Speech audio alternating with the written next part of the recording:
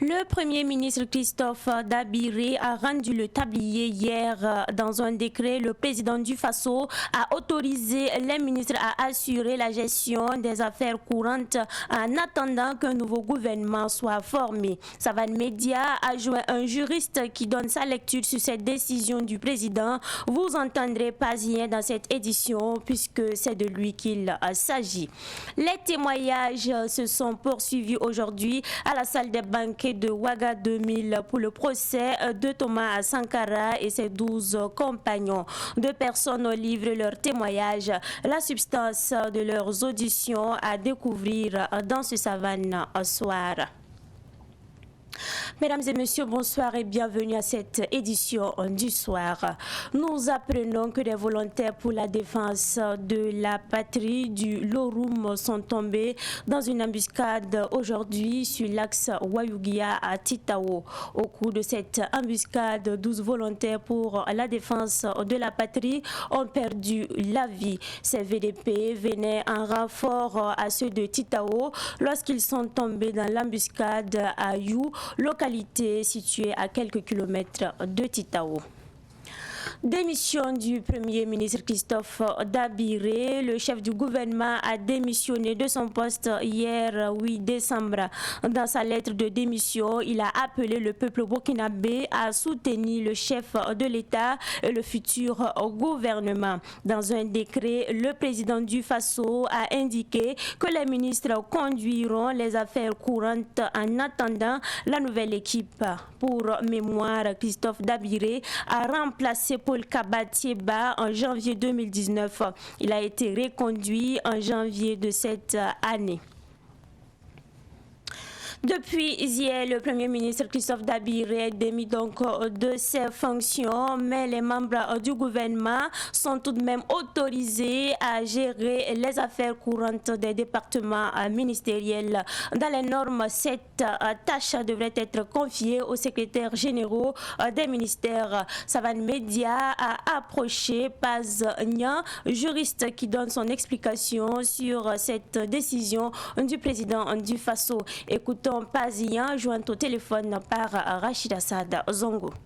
Je dirais qu'il s'agit de l'une des aberrations au niveau de Burkina Faso, parce qu'effectivement la Constitution prévoit en son article 69, à cas de vacance donc, de la place du Premier ministre, et des ministres qui sont en fonction puissent assurer les affaires courantes. Or, nous savons que la démission du Premier ministre entraîne donc de fait la dissolution du gouvernement. Maintenant, il faut dire que dans l'esprit de cette disposition-là, c'était pour dire au cas où, par exemple, le Premier ministre tenait à être empêché par une maladie, à décéder, ou des choses comme ça, en tout cas à être empêché, on pourrait donc, à partir de ce moment-là, permettre au ministre de continuer. Mais dans le cas où c'est le Premier ministre qui démissionne de lui-même, c'est vrai, quand il démissionne, il y a une vacance au pouvoir, mais je pense que dans l'esprit de la loi, c'était ce qu'on a voulu dire. En principe, ça devrait entraîner la dissolution du gouvernement et les secrétaires généraux des ministères allaient assurer les affaires courantes. C'est quoi qu'on dise, la décision qui a été prise par le président du Faso est une décision légale. Donc le problème aujourd'hui n'est pas juridique, mais il est beaucoup plus politique. Du coup, ça nous donne des idées par rapport aux réformes qu'il faut apporter justement à cette disposition pour les préciser. Il est préférable qu'on puisse réviser pour préciser que la vacance concerne les cas où le Premier ministre est empêché involontairement, ça ne dépend pas de sa volonté. Donc, mais dans la mesure où on prévoit que c'est une démission volontaire du Premier ministre, c'est pour dire que c'est quelque chose qui a été réfléchi et lui et séparé. Il n'y a pas de raison que lorsque cela intervient, que les ministres puissent toujours continuer à assurer les affaires courantes. Donc la réforme qu'il faudra faire, c'est pour apporter cette précision-là. L'Alliance des Nouvelles Consciences ANC avait prévu une marche de soutien aux forces de défense et de sécurité et aux volontaires pour la défense de la patrie et la cherté de vie. Une demande d'autorisation de marcher que le maire de Ouagadougou, Arma-Pierre Benwende, aurait refusé. L'ANC a également réagi sur la démission du Premier ministre. Écoutons Marc Bonogo, président de l'ANC, au micro de Issa Oumar.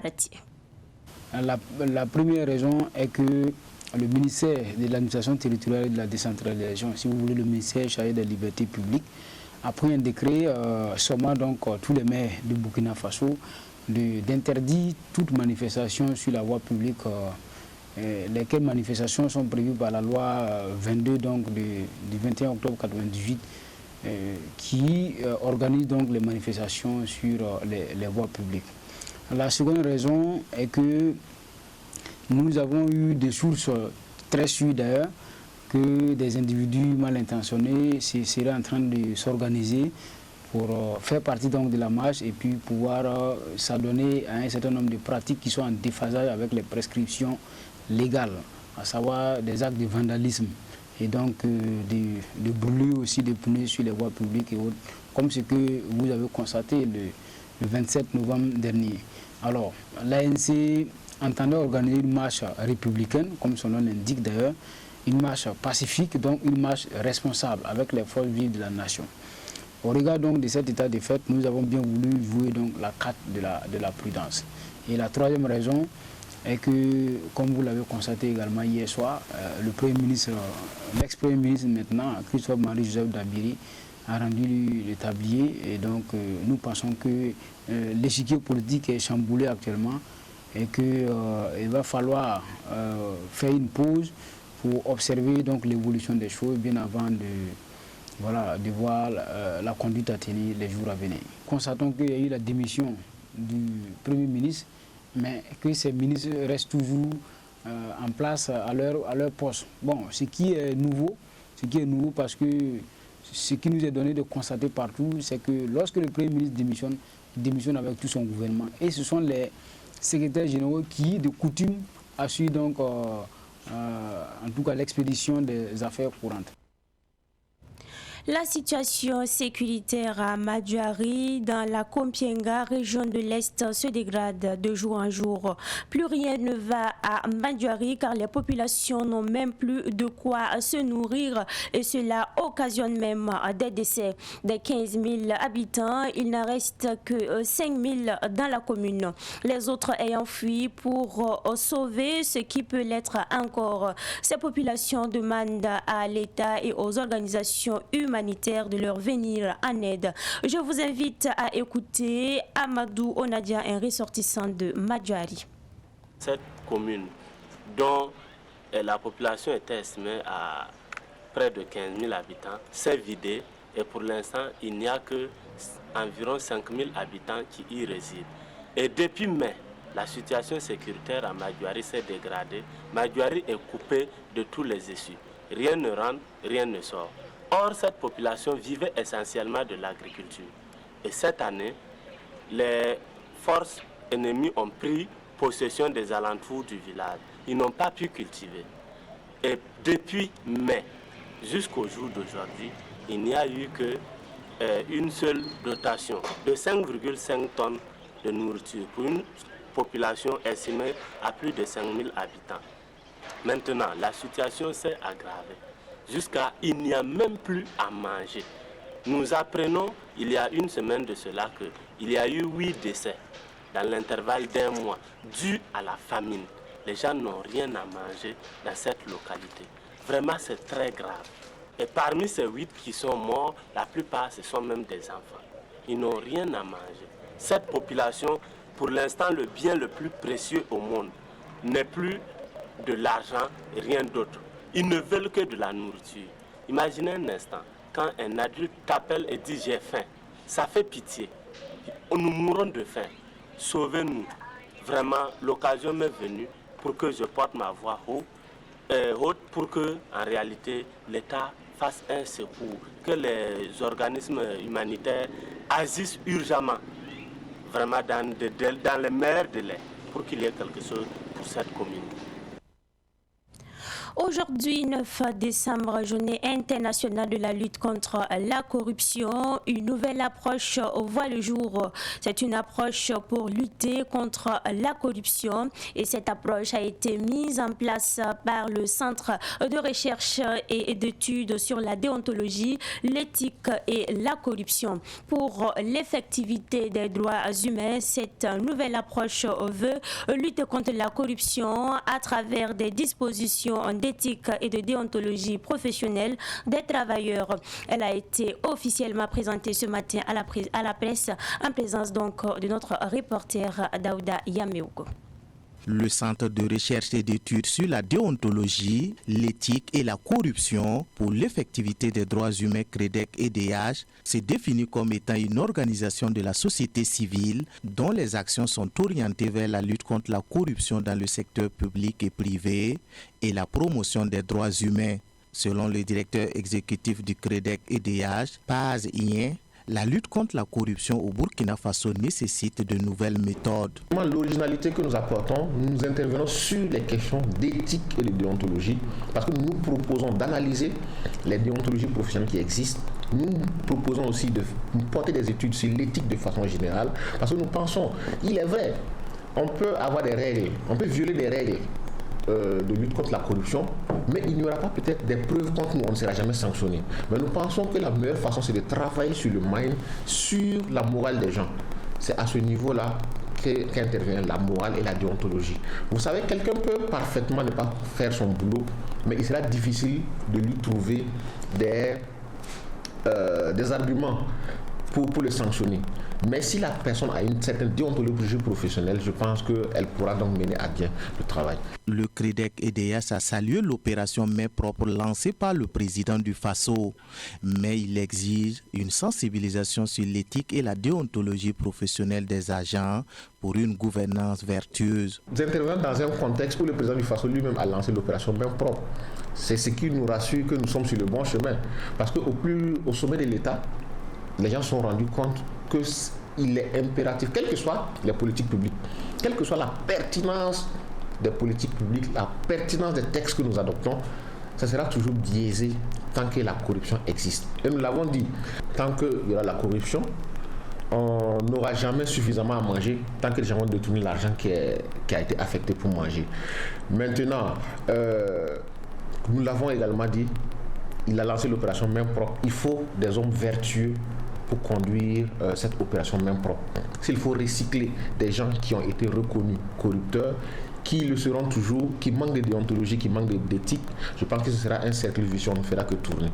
Donc, le CREDEC-EDH se fixe également d'autres objectifs pour lutter contre la corruption, à savoir des animations de conférences, des panels, des formations, des sensibilisations, des dénonciations et des plaidoyers. Parlons à présent du festival Ciné Droit Libre qui est à sa 16e édition. Pour cette présente édition, le comité d'organisation a lancé un appel aux bonnes volontés de venir en aide aux personnes déplacées internes en ces périodes de fête. L'association Beobiga, une association basée en France, a répondu à cet appel. Elle a donc apporté des vivres.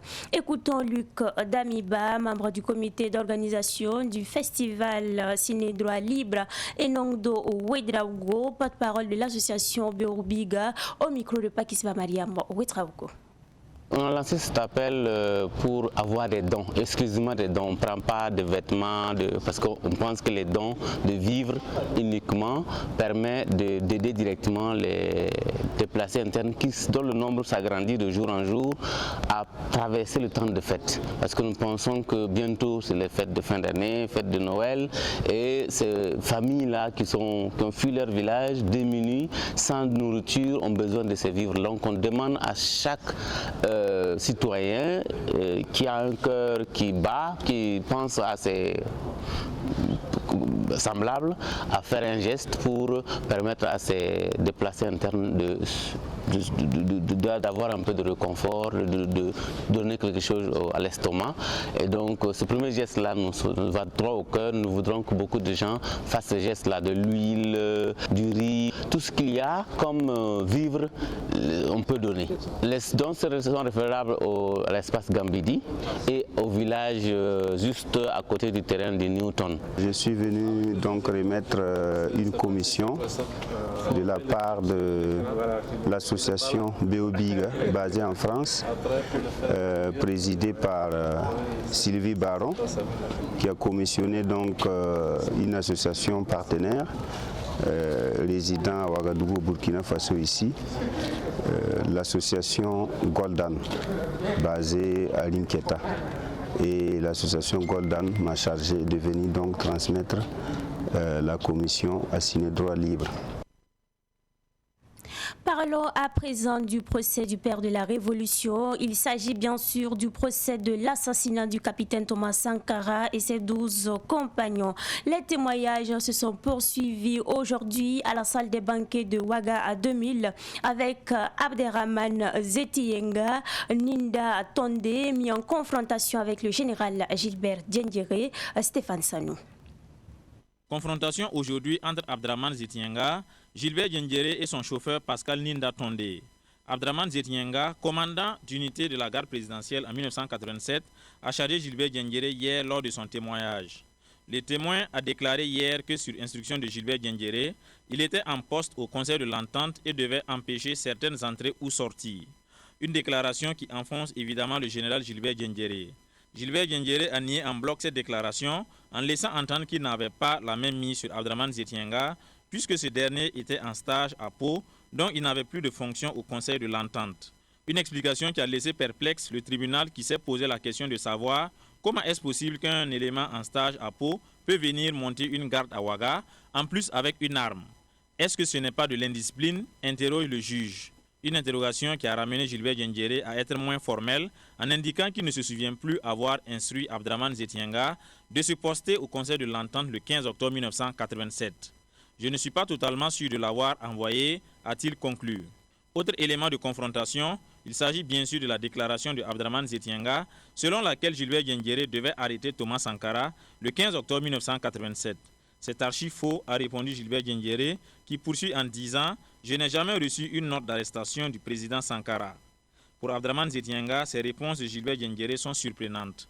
Honnêtement, je suis surpris de la réaction de Gilbert Diendéré à regretter Abderrahmane Zetiyenga. Pour terminer, Gilbert Diendéré a soutenu que le témoin Abderrahmane Zetiyenga veut lui nuire parce qu'il n'a pas été fait officier. Page internationale de cette édition et nous nous rendons en Guinée-Conakry. Changement au sein de la Banque centrale de Guinée. Après une décennie, la tête de l'institution, Laounseni Kaba, a été limogée mardi par la junte au pouvoir dans le pays. Outre le gouverneur, ses deux vice-présidents n'ont pas échappé au ménage. Ils ont été aussi relevés de leurs fonctions. Le désormais ex-gouverneur n'aura donc pas profité de sa collaboration avec les nouveaux maîtres de Conakry. Laounseni Kaba avait pourtant fait allégeance à la junte en gelant les comptes des services publics et des collaborateurs d'Alpha Condé. Pas suffisant peut-être pour conserver son poste. C'est désormais Karamou Kaba qui tiendra le gouvernail de la Banque centrale de Guinée. De la Guinée, nous nous rendons maintenant au Soudan. Le président du Conseil de souveraineté, le général Abdel Fattah al-Burhan, a ouvertement pointé du doigt des missions aux diplomatiques les accusant de s'aimer le trouble dans le pays en encourageant les populations à se révolter contre l'armée. C'est lors d'un discours prononcé à l'issue de manœuvres effectuées par l'armée soudanaise au nord du pays que le général al-Burhan a brandi des menaces de sanctions contre toute ingérence étrangère dans les affaires intérieures du Soudan.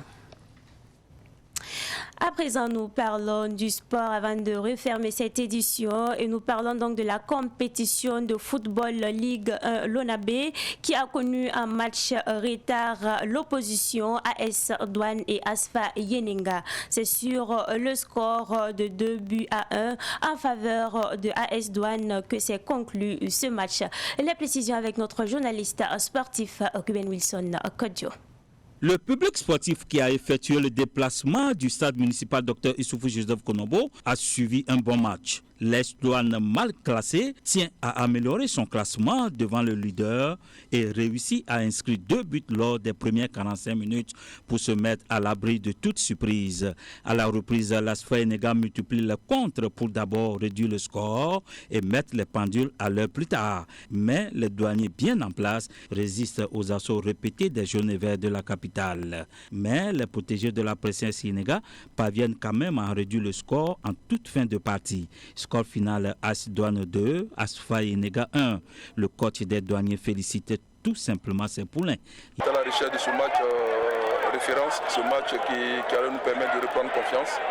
Je pense qu'on a eu ce match aujourd'hui. Félicitations aux garçons. Mais vraiment, on a eu une bonne équipe de l'AS Fayenega face à nous. Et franchement, c'était un beau match, un match engagé de part et d'autre. Et bon, nous, tout simplement, on a eu la chance d'être réalistes et de mettre 2 buts. Et voilà, félicitations encore à mes garçons qui ont cru passer une sale période. Alors, il fallait qu'on n'abandonne pas, il fallait qu'on continue de croire, qu'on continue de positiver. Et je pense que ce soir, ils sont récompensés pour avoir cru jusqu'au bout. Le coach de l'AS Fayenega pense que c'est le meilleur qui a gagné. Je pense qu'on s'est plombé en première mi-temps en prenant ces 2 buts. Voilà, je pense que c'est ce qui a fait qu'on a eu du retard. Ce retard, c'est dû à l'allumage. On a pris ce but-là et puis au moment où on était en train de s'organiser pour réagir, on a pris encore un but qui nous a coupé l'herbe sous le pied. On est reparti, mais je pense que mes garçons ont eu une bonne réaction en deuxième mi-temps. Ce deuxième but n'est pas venu, c'est pas faute de l'avoir eu. On paye un duel face à leur gardien, félicitations à eux. Je pense que c'est le championnat, c'est le charme du championnat, comme je le dis toujours. Le bas du tableau bouscule le haut du tableau et c'est ce qui va donner du charme à ces face au foot. Et nous, on va se préparer pour pouvoir répondre aux prochaines journées. Rendez-vous donc le week-end prochain pour la 12e journée de la Ligue 1 Lonabi. La vocation, c'est avoir pour métier sa passion et c'est Stenda qui l'a dit. C'est d'ailleurs avec cette citation que nous mettons un terme à cette édition. Ravi de vous l'avoir présenté et très bonne suite de programme sur Savane TV, la télévision des nouvelles idées.